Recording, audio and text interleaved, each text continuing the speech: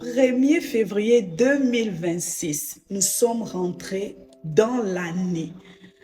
Gloire à Dieu. Et j'ai un message pour toi. En cette année, Dieu n'exaucera pas tous tes désirs. Ne te trompe pas. Mais il exaucera tes désirs auxquels tu es préparé à obtenir. Tu veux savoir plus? Reste jusqu'à la fin de la vidéo. Souvent, nous avons des désirs très grands et nous demandons à Dieu. Ces désirs ne sont pas compatibles à la version que nous sommes actuellement. Je vais te prendre un exemple. Un enfant de 5 ans qui demande à son papa, je veux que tu m'achètes une voiture.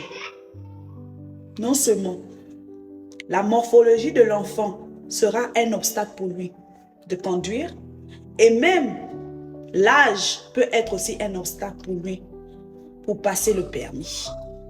Mais malheureusement, c'est ce que nous faisons avec notre Papa God. Tu veux l'élévation, mais tu n'as pas encore le caractère qui va avec. Cette élévation peut te détruire. Tu veux l'abondance. Mais Dieu voit que tu n'arrives même pas encore à gérer le peu que tu as. Tu veux la visibilité, mais tu es encore sous l'approbation des humains.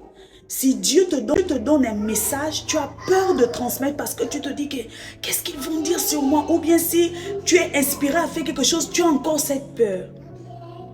Tu n'es pas encore prêt. Ça ne veut pas dire que Dieu ne veut pas te donner. Mais il veut te protéger. C'est un papa bon et responsable. Il ne peut pas te mettre au milieu d'une route tout en sachant que tu ne sais pas encore traverser. Prends l'exemple de Saül, qui d'un bon matin, il s'est retrouvé roi.